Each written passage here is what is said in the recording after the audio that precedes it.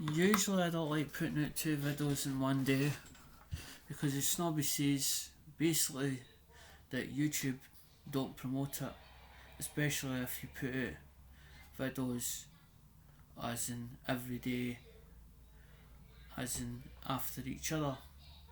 What I was wanting to say is somebody was saying about advice and they said at the end of the conversation about coins that they felt that I wouldn't be able to, I don't know, sell, get people into or whatever else. And then at the end of the conversation was said, why don't you put them into some kind of order? And I thought, I've already done that. So what I was wanting to show you is, I'm going to use these as an example, right? So that's an example, right? But only thing is, they're not in any specific order or date. So there you've got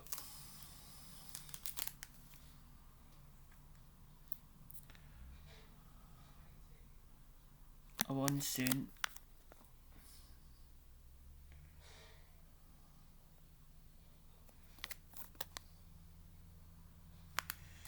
and then you get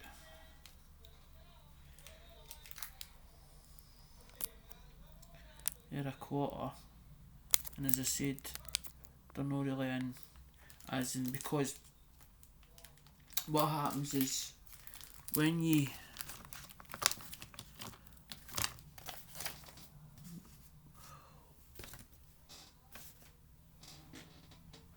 mint them, or when they come off the press, right, now there's errors and varieties because the machine's running that fast or whatever, and it depends on who's doing them on that specific day, how fast the printing press was running for the coins or whatever else, right? So when they run a set of coins, it'll be maybe say 1 cents. So they may be running 1,000,000, whatever, right? But when the mint decides, when the mint decides to put them into proof sets, they come as you can see, there's a purple set, right? So you get a purple set, right? So there's a purple set, and it says 19. As you can see, it says the wrong way around, right? So it's 1987, right? So that's a sealed set, and as you can see, you get a penny, a nickel, a dime, quarter, then a half, right? So the thing is, Alexander Smith is not based in America, and not based in America, right? I'm not based in America, so I can't go down the street. I can't go down the street or whatever, go into LCS or go into a bank and say,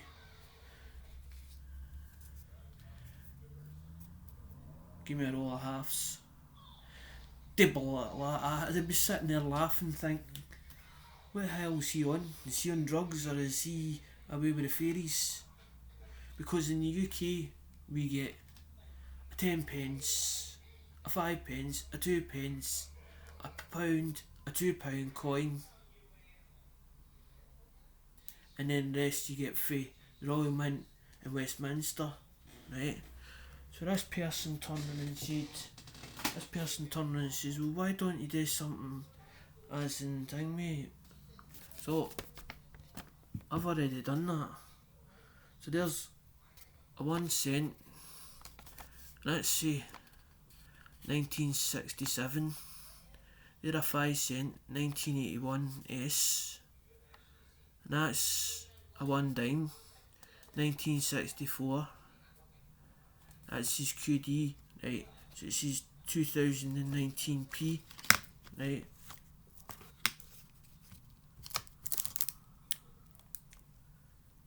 That one's actually, I think it's, I've actually must have changed, I think changed the quarter. So the quarters, it's wrong, so that $quarter wrong, it's in the wrong envelope because I marked it up, so must have changed it. In 1970, right? But the thing is, Alexander Smith is like, well, I need to get, if I'm going to do this on a regular basis, by the time whatever's that's done in that box, I'm not going to have any more coins to put out there, and I'm like, so basically the channel becomes dead, but I don't want to do that. So I want to show you something, right?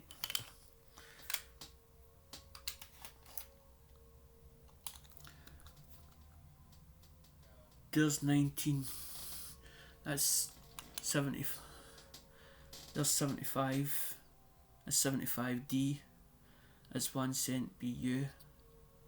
That's what I'm trying to explain to people. Whatever I can get a hold of at affordable money, I'll buy it. There's another one.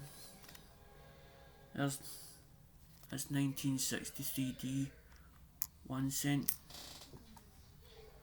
So if I can get enough, because the whole idea was for me to bulk buy it and then turn around and say, right, Alec wants 76D, so there's 76D 1 dime. Alec doesn't want a full roll of them. Alec only wants 1 coin for him, so he would want 75 and 76 or whatever else. But some of the coins are hard to get. When somebody sells them, you got to buy a full roll. So they end up, there's a full roll, right?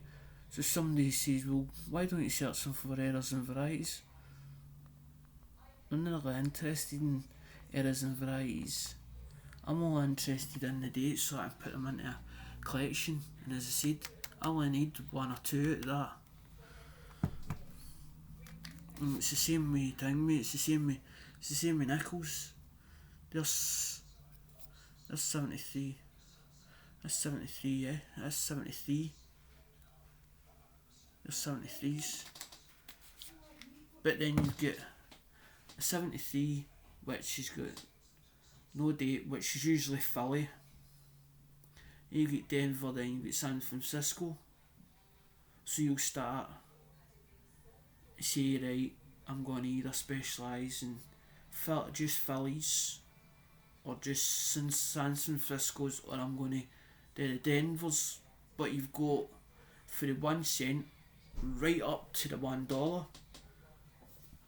But when you're buying for the auction, for other people in the community, USA family, because that's the name of the game, it's for us all to grow together. So I like auctions or buying for auctions, right? So instead of me buying for eBay, Amazon and wherever, and think, well, is that coin a genuine coin? I've decided to buy straight for the USA family, knowing that is definitely they are genuine, and it's like that. There's the bicentennials, right, and that's a full row of halves. But I'm only going to turn around and say, well, I only want 1 coin or 2 coins out of that for my own collection.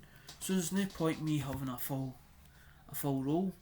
People's like, but why don't you search for errors and the mistakes that and the wee thing? I mean, I've not got time to do all that, as in search all the way through it just to find something that's worth a fortune. As I said, I'm not interested in making a fortune or trying to earn a fortune or trying to get a coin that's so valuable. I just like the design. I just like the designs on them. I have a thing about designs. I love the eagles. I love the eagles. Anything with animals. If it's got animals, cars, you name it, it's got it on the back. It's like they're lulls. They're a full row of lulls. They're a full row of lulls. Quarters, right? Eventually, if I open a roll up, I'm gonna go, I only want 2 out of that. People's like, but there could be a West Point in it. No, always. Sometimes you find there's good stuff. Sometimes you find good stuff in a customer's roll or a bank roll. You find one that shouldn't be in it. But it's a case of digging it to get it, to find it. And as I said, I'm one of these people that somebody gives us the bit of advice, I'll take the bit of advice, but instead of them stealing the idea or copying the idea, I'm usually first on the video, so that somebody can turn around and say, well, you're taking credit for something such and such said, and this one said, and that one said. I come up with an idea, or I run with the idea to try and figure out, does the idea work? Will it work? Will it work? My father used to say to me, if you don't try, son, how do you know it'll work? And he's right. Dad's dead and buried. That's a year past. Dad's been buried, or dad was cremated, and I've got his ashes. But I feel that if I was to throw the ashes, I've got nothing left to say my dad was ever here on this earth. And although that he didn't leave me any money, he left me all his knowledge and his wisdom, and that's what I think makes me me, because that was a lot of his stuff, or a lot of the teaching that he's taught me, I'm still using to this day.